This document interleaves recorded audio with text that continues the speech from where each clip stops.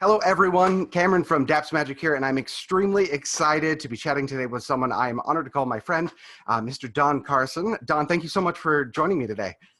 Thank you for having me. Well, Don is currently the senior art director with the Hedema Group, and his portfolio includes everything from designing entire lands for the Disney parks to guiding teams of designers as they build three-dimensional environments and virtual worlds for video games and the like. And more recently, you've been sharing insights into your process via your blog, which is Theme Park 101. I will be linking to that in the description of this video, so you can go check that out. With your whole series, it's just wonderful. You're talking about the process of designing and concept designing, which we'll get into a little bit more later.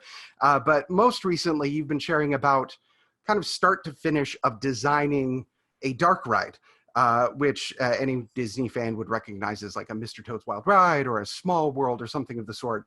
And you've been sharing each step of the process as you've been going through. Now, from what I've read in your post, this is something you've had tickling around the back of your head for a good while now, correct? Yes, that's correct. I used to, when I was working early in the industry, I used to think that absolutely everybody wanted to be a designer, and I discovered that wasn't necessarily true. But really, as much as I love the theme parks and I love going there and wanted to be a part of it even from a kid, I think what I love the most is the process of doing it, all those various steps that you go through to get something done. And it's a process that we don't get to share very often. Most of the time we're doing work that's under a non-disclosure agreement, or it's involving IPs that we don't necessarily own, or we don't want to let the cat out of the bag as far as something we're working on in these early phases. And also, I've always been bitten by the teaching bug. I love the idea of like imparting information more than anything, because I wish there had been someone like that when I was a kid. I didn't know that designing theme park attractions was something you could do for a living. So, my blog, which I've been working on for over 10 years, is just this storehouse of unedited ramblings about extremely esoteric aspects of the theme park business. And they're always little bite-sized bits of information.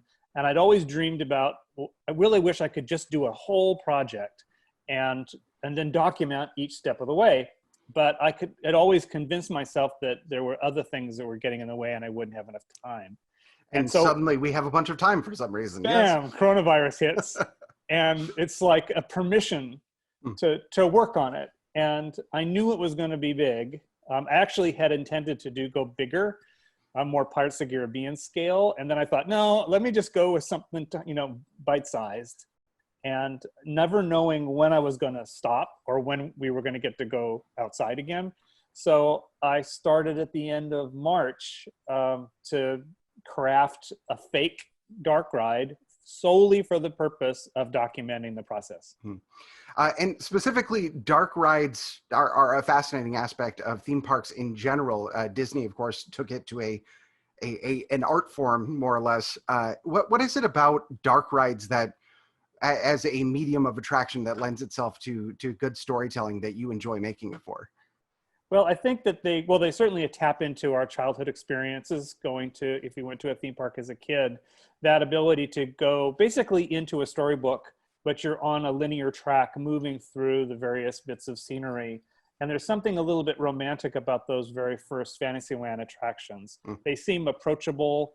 They're using blacklight, so there's a lot of illusion happening as far as a lot of perceived depth that isn't actually there.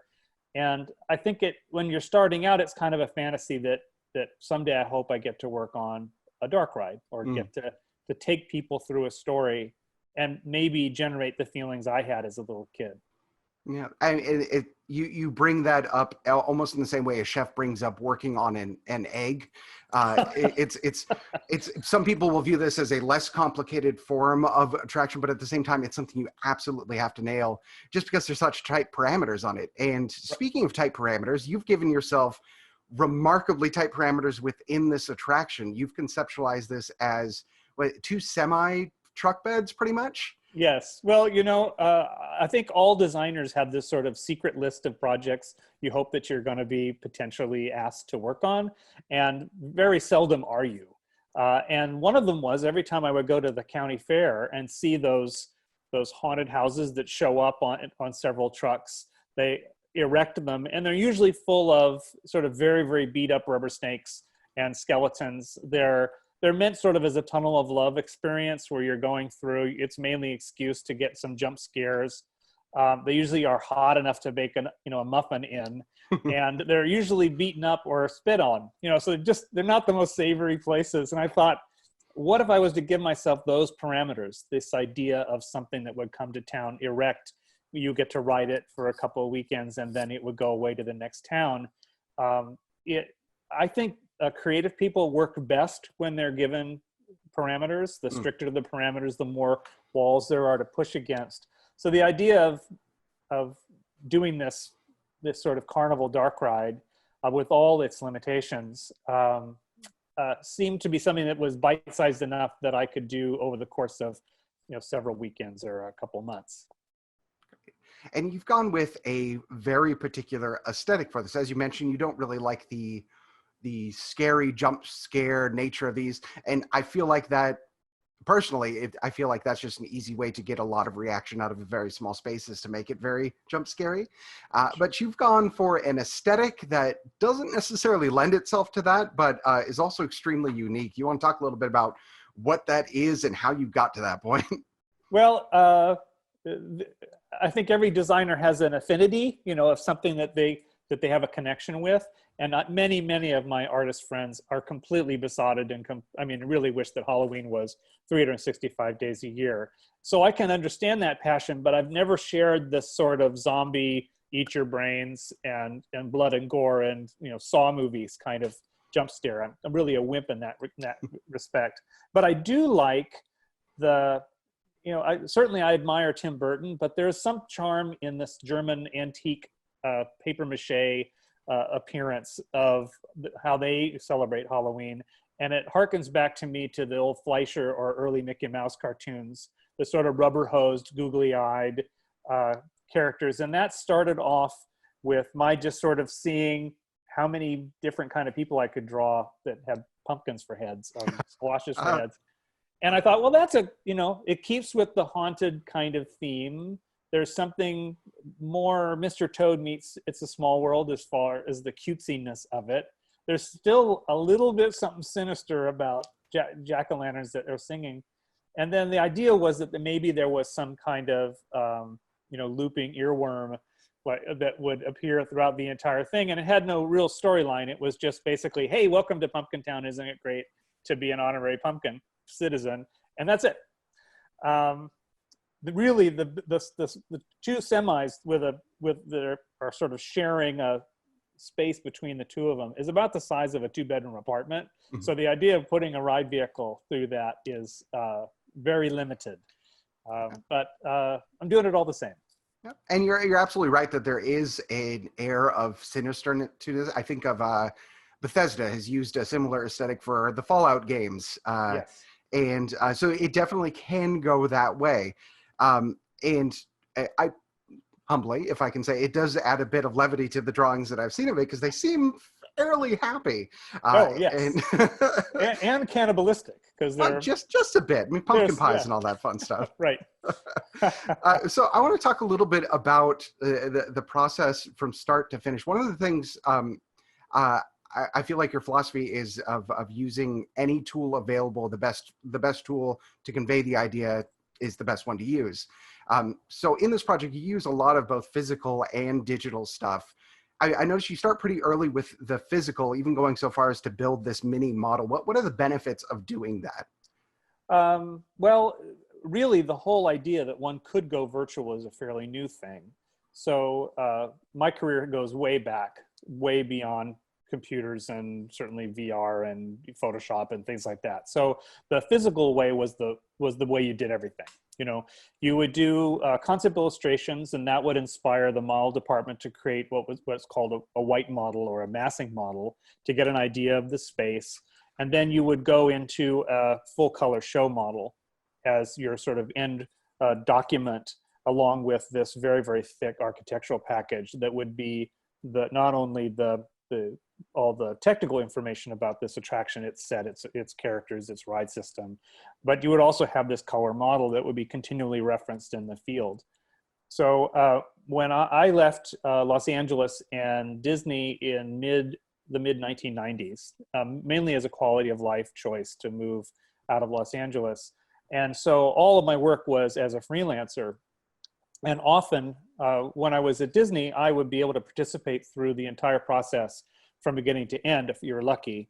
As a freelancer, you get to participate at the front end. That's it. You're basically coming up with the concepts, and all that model stuff and this stuff is happening after you're off of the project. So all my work over the last 25 years or so had to communicate a huge amount of information to the people who I may not even meet. And I found that sometimes a drawing isn't enough. And even sometimes when I was hired to do an illustration was I was being paid for, I'd build a model of it, usually in the computer, and give it to them also. Because I knew that once they had it in their hands, there'd be more than just the drawing as information to figure out what the intent of the design was.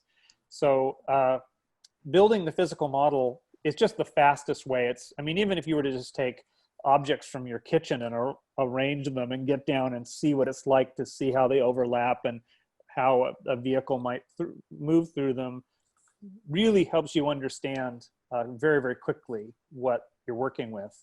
And as an aside, when we were working on Toontown, the schedule was super fast. We had to go from concept to opening in 23 months, which was unheard of.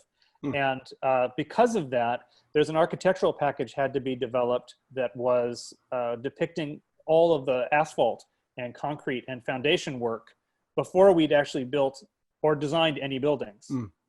And there was no not doing that package. So we were asked to design the asphalt and the concrete before we designed the land. And so we argued that that was backwards, but the schedule said that that had to happen. So Andrea Favilli and I basically drew out on paper, big size, like 1 inch to the foot, and then grabbed Kleenex boxes and toilet paper rolls and anything else we could find. And we arranged them in a complex enough arrangement without designing the buildings, and basically said to the architectural term, that's Toontown. And so the reason why the safe company is a long cylinder is because I think it was a Quaker Oats box we used. So that early paper model phase, it derives a huge amount of information even when you're not being very specific. So the more specific you can be during that phase, the closer you are to something that you feel confident is buildable. And physically being able to get into that view is a big part of it, aside from the digital, which we'll get into in a minute. Right. I believe in your video, which describes this process, and again, we're going to link at the bottom, you talk about an archaic technology of a very small camera on a cord that you would wind through these physical models and record to a VCR. Right. And it's a bit easier to do that now with the cameras we have readily available to us. What is... As you consider point of view, you talk about immediately seeing the problems in that space. What is that like for you as a designer to kind of tick off those problems? And in your process of creating, is that exciting for you to find them so quickly, or is it disheartening in any way? No, it is far from disheartening. It is extremely exciting. Traditionally, you're doing, before the computer, you're doing sketches. Even when you have a model, even when you have that camera and you're taking it down inside, inevitably you hit a point where you get to the field and you go, oh, this is bigger than I thought, or smaller than I thought, or gosh, this scene would work so much better if that concrete tree was 2 feet over to the left. And you're in a position where you can't make those changes. These steps where you can be inside the model and then eventually walk around it in VR, it tells you instantly what doesn't work, and you can make those changes. So when you get to the field, you're really minimizing those gotcha surprises. That wasn't your question. But about the value of doing that. Certainly, if you're thinking like an illustrator, a storyteller, or even if you're thinking of like a picture book, the illustrator is designing through composition what the audience is going to look at. So it's not just that the character's there and you're looking at it. There's lots of other things you can do with composition, with the way that if there's a person standing and there's hills in the background, how can you arrange those hills so that they not only create depth, but also kind of point or fall into, through the composition, fall into your viewing of the main character or whatever element you wanted to tell. Well, it's no different in a theme park ride. The difference is that your illustration is multiplane. It's multidimensional. And when you turn a corner and you see an illustration or a scene for the first time, it has to read really quickly what you're looking at in its relationship to everything else. And so getting down in there can make those same decisions you're making in illustration with, like, the sun is here and the character's here and the line of the hill meets its head. And so a ride is really like going from one establishing shot to another establishing shot. How can you arrange each move so that when you look to your left or your right, everything's composed to get you to look at the thing that the story wants you to look at most? It's almost like the multiplane camera, except you don't get to take out the lenses the whole way. Right, that's right. Or you get to push a Matchbox car through the multiplanes. Now, this is a personal question for you as somebody who works in this medium. If you go on an attraction that you didn't necessarily have a hand in designing, are you first and foremost looking from it from the audience perspective, trying to follow the narrative as they directed it? Or are you going around 360 degrees trying to look in every direction they didn't want you to look the whole time? Well, simultaneously both. Because when an attraction's done really well, you just are filled with admiration, with just a huge amount of admiration for them being able to do what they did, being able to do what they did for the budget I knew that they had, within the limitations I know, which are many. But at the same time, you're like, oh, that's how they did that. Like the first time looking backwards on the Indiana Jones attraction. Exactly right. Yeah, you just completely, because other than the whiplash you get.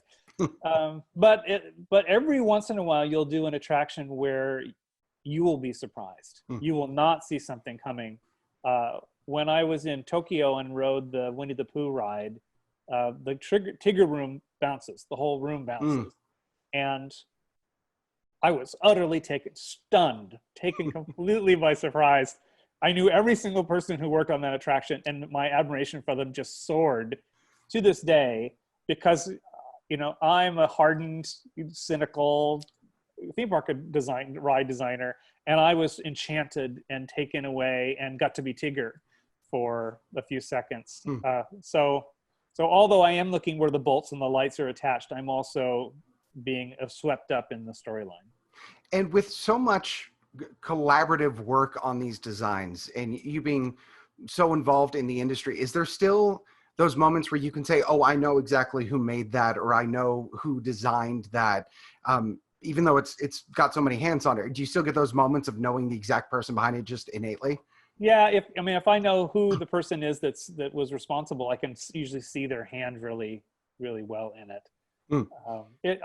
I'm really lucky in that when you think about it, not a lot of whole new attractions come out every year. So the fact that these get done, and the fact that these people have gotten a chance to do them, there are no real stinkers. I mean, there's a handful we might think of that didn't live up to maybe their potential, were forced by a tight schedule, or lived in an era where it was hard to do great stuff. But more often than not, it's just another amazing opportunity to transport people into a story. And speaking of transportation, nothing easier than virtual reality. We've kind of been dancing around it for a little bit. You were pretty early adapting to the digital scape as far as using it as a tool rather than just a novelty, I guess is the best way of saying it. What has VR done for your ability to conceptualize things, and how early in the process do you start using it and getting in that digital space? Well, upon reflection recently, I realized that this sort of obsession with creating virtual experiences while you're designing them came from about the same time I left LA. The game Myst had come out, and about the same time Doom 2 had come out. And between the two of them, I just was obsessed with this idea that why aren't we using these tools to design rides with? And that's 25 years ago. And so I've been a bit of an evangelist for constantly searching out what tools were going to allow me to ride the ride in its rawest form. And so as soon as virtual reality became something I could test out in a developer kit, I started with the process of getting one and seeing what I could do with it. That was 5-6 years ago. And now we have sort of consumer ones like the Rift and the Vive. And we also have tools that are being made that make it very, very easy for even the simplest model to be experienced almost immediately. So I'd say prior to VR, I was using Unity a lot, where I would take one of these models I was working on, drop it into Unity, put a first-person shooter character in it, and then run around on the screen with it. But not until VR came along and I could actually walk it did it really fulfill that dream of 25 years ago playing Myst and Doom. And so I've been very vocal sort of champion of this as a tool, and I think that the industry as a whole is starting to sort of realize its potential as the tools make it easier and easier to do the thing that it was harder to do maybe a couple of years ago. And I love that we began this conversation with you talking about not being so much a fan of the jump scare guts stuff. And then, of course, we talk about you playing Doom not too terribly long. Right. No, I'm definitely a card carrying. Well, the thing was that, when I play something like BioShock, killing off zombies that are trying to kill me is just the thing I have to do to admire the room. Okay, everybody's dead. Now I'm looking around.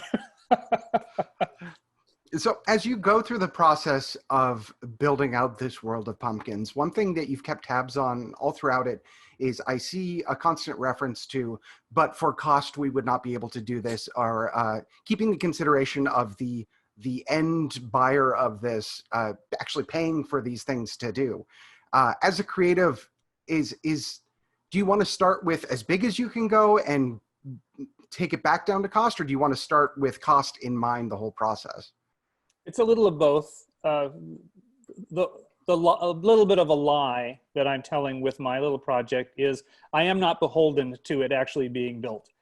There would be stricter rules and realities. And fellow colleagues who do this for a living have pointed out that, I haven't put the emergency exits in, and am I positive that the exit route is wide enough? And, what are the realities of somebody punching one of these characters or damaging it?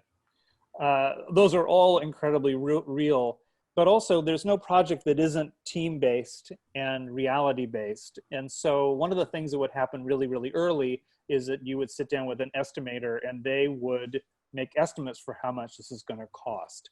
And the hardest part about being an estimator in the world of theme parks is often you're designing something that has never been done before. Well, how do you put a number to that? It's kind of like NASA having to figure out how much a rocket costs when they've never built a rocket before. And so you have the opportunity of potentially locking horns with someone who has said, oh no, your animated pumpkin, pie juggler is going to cost $1 million. And you say, well, I'd really like $100,000 pumpkin pie juggler, please. And every function will have a dollar amount.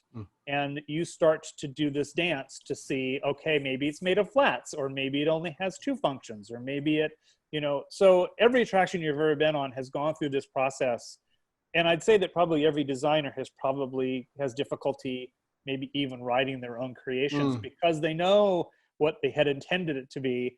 And then they've had to go through the process of reality. But the estimator, like anybody else on the project, is a team participant, and it behooves the designer to be able to give them enough information that they don't put $1 million ticket, price tag on it.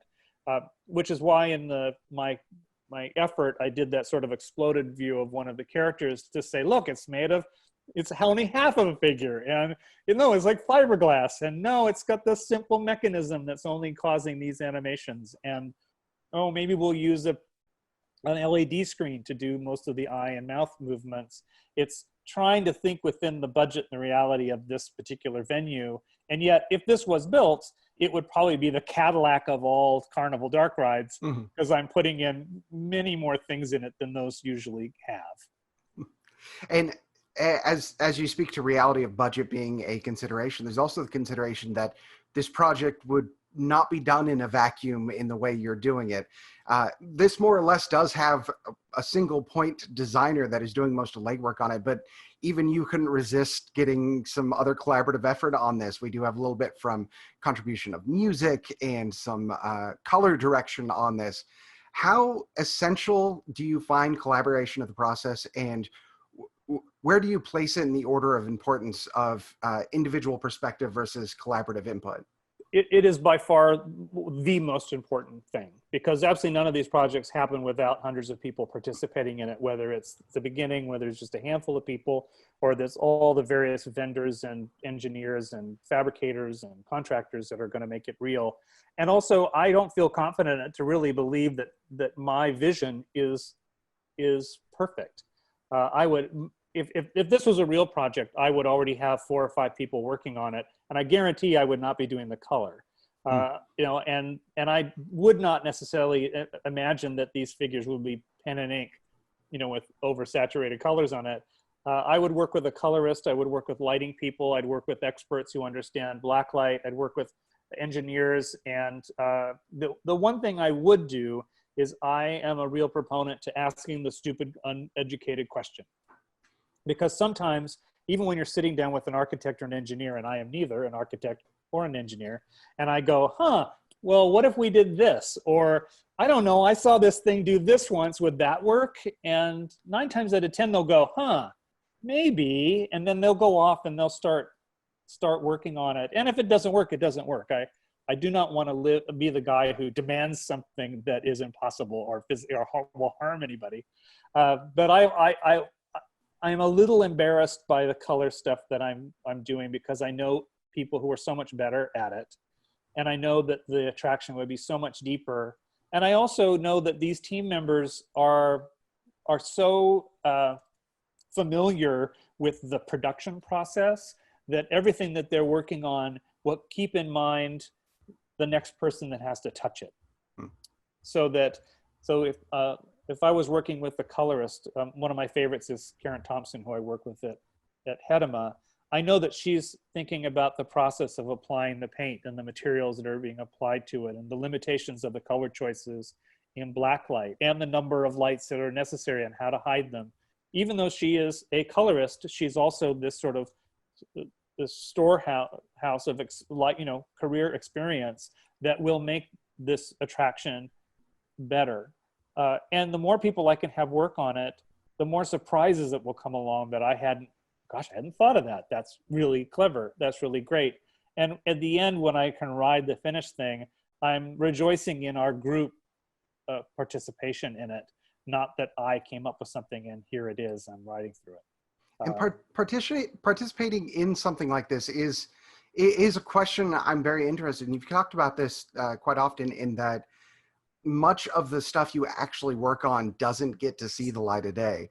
Of course, there are certain attractions like Splash Mountain in Disney World that you've worked on, Toontown, of course, in Disneyland, that are get to experience by a lot of people, but that is a very small sampling of the actual work you have done, a lot of which you can never even talk about after it's done, because once it's gone and it's off the table, it's gone and it's locked away by contract. Right. What is it like to work on so many things, knowing that it may never see the light of day? And what is your motivation behind working on those things, keeping that in mind? Well, this is not the only industry where people design stuff that never happened. In the movie industry too, people are constantly working on vast concepts for movies that then eventually don't happen. So it's a occupational hazard, let's say. And I basically have a career with 90% or more of it is in drawers or on hard drive somewhere no one will ever see, which was one of the motivations for doing this very public pumpkin ride, just so I could show everybody what it looks like. I'd say that when I was a young designer, I believed that the important thing was to get on the prestigious project that gets built. And certainly that's everybody's goal. They want to be able to work on something and be able to see it reach the public. But as I've gotten older, I've discovered that really the project's almost irrelevant. It's the people you get to work with. How much, and because you're going to be on this for, if you're all the way through, 3 to 5 years. So you might as well like the people you're working with. And I'm lucky enough to work for a company and an industry where there are just so many excellent people to collaborate with. And the more excellent people you have, the more diverse and interesting the final product will be. And the other thing too is, as a freelancer, I touched so many projects that in the early phases that I can't claim to have worked on, may not even be remembered for having worked on, or it may have been that initial seed for the project that it grew into something completely bigger and more wonderful later on. So really the thing I own the most is the process. That's where I find my joy, and who I get to work with, which is the other joy. And as you said, there other people have come along and worked on the pumpkin thing utterly out of the kindness of their heart. And also they have some little available time right now. So between Stefan's marvelous posters, Amy Senstad, who is a theme lighting designer I worked with way back on Splash and Toontown and lots of other projects, she's actually designed some light fixtures, which I'll be sharing in a couple of days. It's like the old band's back. All right, so here's the $1 million question, and probably actually much higher as far as budget goes. Pumpkintown was something you've had kicking around in your brain for a while, of a concept to put out into the world. Let's say you were handed the keys to the kingdom, and they told you unlimited acreage, unlimited footprint in Disneyland. Don't know where they're going to find the land for it. What area of the park are you building in, and what type of attraction do you want to build? Well, the worst possible thing you can ever give a designer is no limitations. So if you said you have a 12 by 12 foot box, you can have orangutans and you have to use the color purple, then yes, yes, I can fill this. But if someone says, I don't know, it could be anywhere, and you have there's no limit to the money, I think that probably that you lose, your enthusiasm can go flaccid. So, but saying that, I would say it would be at a Disney park. I'd say it would lean very heavily toward the west, because I'm fond of it, Adventureland, New Orleans Square, Frontierland. So it would be something there. The box would be about the size of an Indiana Jones ride, which is honking big. Yep. I would go with a ride system that was more old school. As much as I like indie, I just like tootling around in a boat, and seeing stuff. And my goal would be to do what Pirates did for me, which was utterly transport its audience to some place that was so not Anaheim, California, but it's like, I'm in the middle of a Caribbean city on fire, So I would do that, and I would certainly leverage the new technologies, but I would probably also want there to be an homage to theatrics and Pepper's Ghost and just good theater craft is a marvelous way to take people away from themselves. I'd say also the sort of the revelation of the VR stuff has been, there's a lot of sort of public pushback about VR being something that you would have at a park. And I don't disagree with that. I still don't think we completely understand how close we are to Ready Player One. But at the moment, initially when I started the little side project, people would ask, what is your goal here? What is the ultimate reason you're doing this? And my argument was, I'm just doing it to do it. That the act of doing it is reason enough.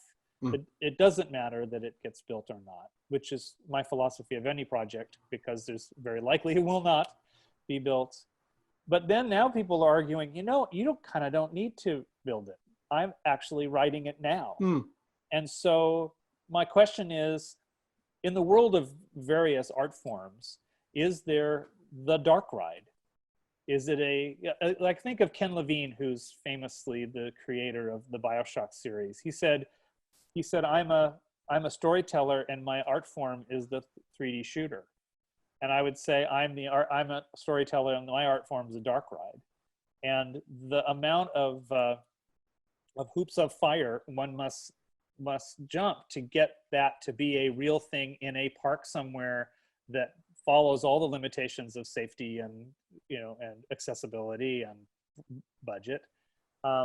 Maybe there's also an opportunity for the world to have a dark ride that isn't real, that you can put 3D goggles on and ride around in, and it's fine by itself. So that's the ultimate goal of this project, is that it will end with the VR ride through, where you can sit in the vehicle and look around and hear the music in 3D space, and then get off and make your own popcorn in your kitchen. Love it. Well, if you want to see more about this process and really get a macro view from start to finish, you should go to themedenvironments.blogspot.com. That's where Theme Park 101 lives. It's all of Don's work, as well as a bunch of stuff before that. It's all fantastic, and you really get a chance to see the process. But specifically on this project, you get to see from start to finish how something like this is conceptualized. Thank you so much for taking the time. I really appreciate you talking us through it, and I hope we get a chance to do this again soon. Yes, that'd be great. Or work on the next fake dark ride. Thank you so much. Bye.